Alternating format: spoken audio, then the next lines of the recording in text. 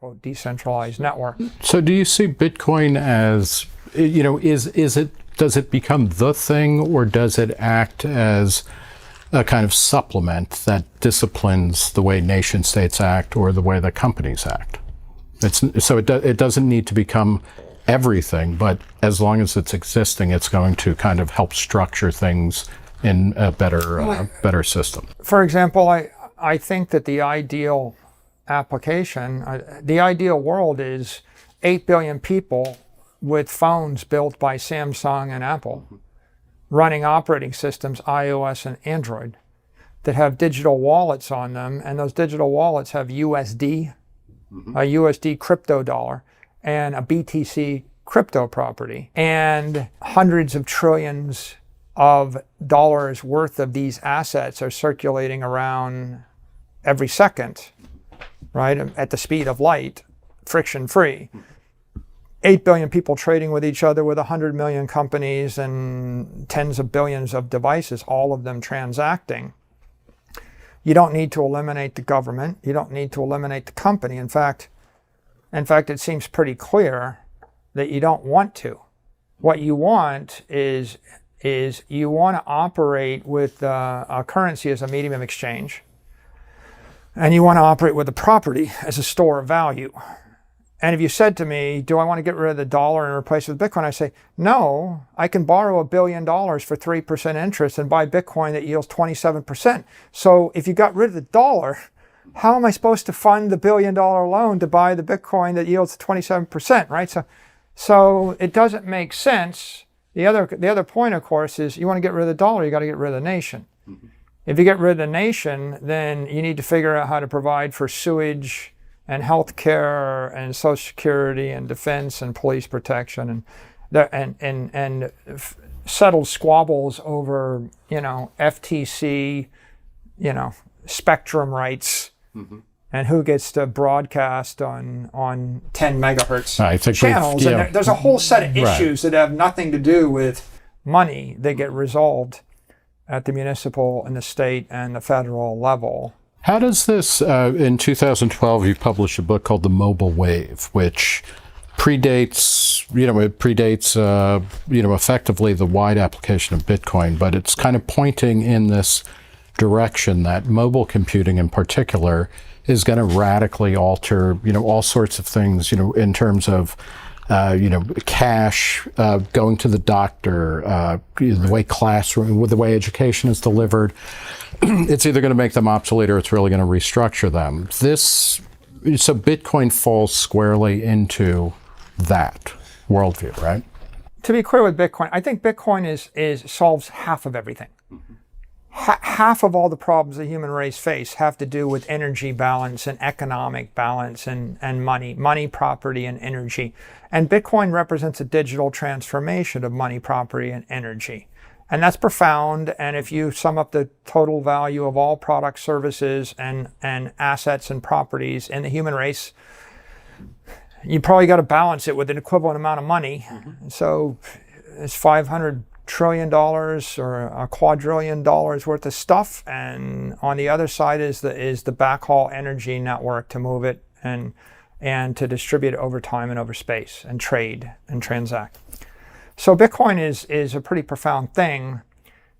But if we look at the mobile wave, in the book I was writing, I was discussing the digital transformation of stuff, and especially the chapter of that digital transformation related to the dissemination of mobile devices. So what happens when software moves to its vapor state, when the software leaps onto a mobile phone and billions of people have the software in their pockets? How is that different than the software running on the internet or the software running on a PC computer? And if you think about software running on a mainframe, where a PC is kind of like solid state, and when the software gets to a laptop, it looks like liquid state, and when the software gets to a mobile phone, it feels like vapor state. And the significance of the mobile wave was now I could have software that I sleep with, right, and I drive with. So if the software is in the car, now I can conceptualize a digitally transformed map. And a digital map, first I take a Rand-McNally atlas and I dematerialize it so it's weightless. Then I carry it with me all the time. Then I put 10 million pages of satellite images on it, so it becomes 1,000,000 times richer. Then I start to feed telemetry back in the system so I know the traffic on all the arteries in real time, and it gets smarter. Then I start to plug in all the places you might go. Then I plug in whether people are there now. And then I start to tell you that these are the restaurants that people are at, and then I tell you that they're closed, and then I tell you can't get there because there's a traffic jam. And if you keep following that thread, eventually I put some AI on it, and I tell you how to get there, which turn left, turn right. Then I tell you don't bother to go. Then, of course, ultimately I build it into a car, and you get in the car and you say, just take me to a nice place. Right. And the car drives you there. All of those things are logical continuations of the idea of a digital map, right, in the mobile era. Each of those digital transformations of information, digital maps, digital music, digital books, digital education, all of those things created a profound increase in productivity for the human race. I could give 1 billion people $1 million worth of books for the variable cost of electricity. So what we had was a technology that allows us to give billions and billions of people education, erudition, insight, or joy, right? Take the idea of a Beethoven Fifth Symphony played by the Berlin Philharmonic and calculate the cost of that, record it, put it in an MP3 file, then send it to 1 billion people, then play it back 100 times a year. And now what you realize is that the physical cost, of course, to do that is Effectively impossible. zero, right? Well, if you do it physically with a Berlin Philharmonic, it would cost you all the energy of the human race. Right. In fact, if the entire human race wanted to do nothing but play Beethoven's Fifth Symphony for everybody, they couldn't do it, right? So the cost to do it in the physical world is prohibitive. And in the digital world, I can give everybody in the human race every minute of the day in the palm of their hand, every great symphony composed by everybody. Right. So we went And you can even give them the ability to transform it in whatever ways they feel like at that moment. to even go beyond that, right? Now, what's that worth? Well, that creates trillion-dollar networks of Google, Facebook, Amazon, Apple, Microsoft. So we create an entire $50 trillion economy through the digital transformation of information when we mobilize it. But that entire wave, digital music, digital maps, digital messages that created the Apple, Amazon, and Facebooks, it didn't include the transformation of digital energy.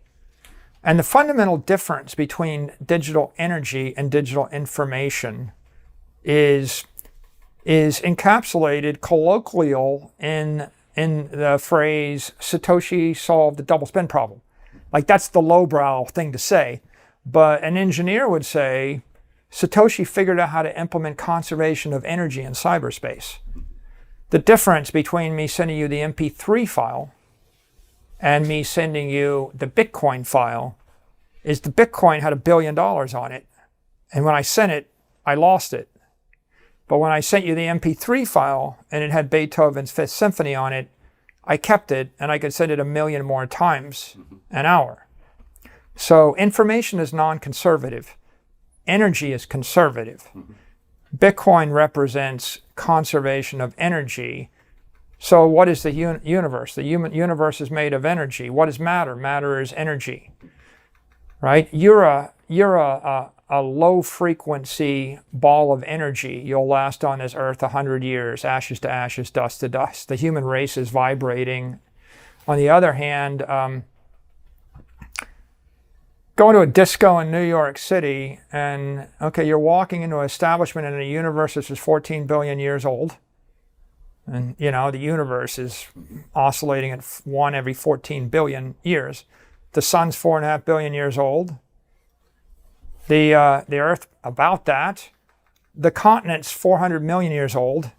The schist rock underneath Manhattan, somewhere between 200 and 400 million years old. The Hudson River, 20,000 years old. The building you're walking into, 100 years old. The company that runs the party, 10 years old. The party been lasting for 3 or 4 years. The customer experience is an hour. You're listening to music that's oscillating on audible frequencies while you see light. Okay, so they're all different energy at different frequency. Everything is different frequency. Once you see it that way, what you realize is that Bitcoin is digital energy. What is digital property? It's low frequency energy.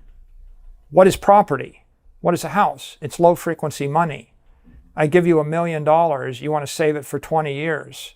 If you keep it in fiat currency, you won't have any money in 20 years. You put it into a house, you'll have it. But on the other hand, how fast can you vibrate a house? It takes you a decade, takes you 2 decades to change a house back and forth.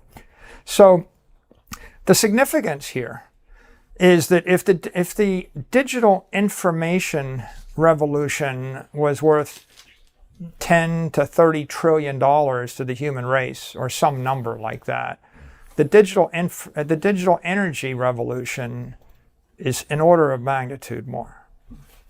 Right? If I said to you, you have a choice. You can give up all the money in the world, everything you have and everything you're ever going to have, or you can let me delete your photos off your iPhone.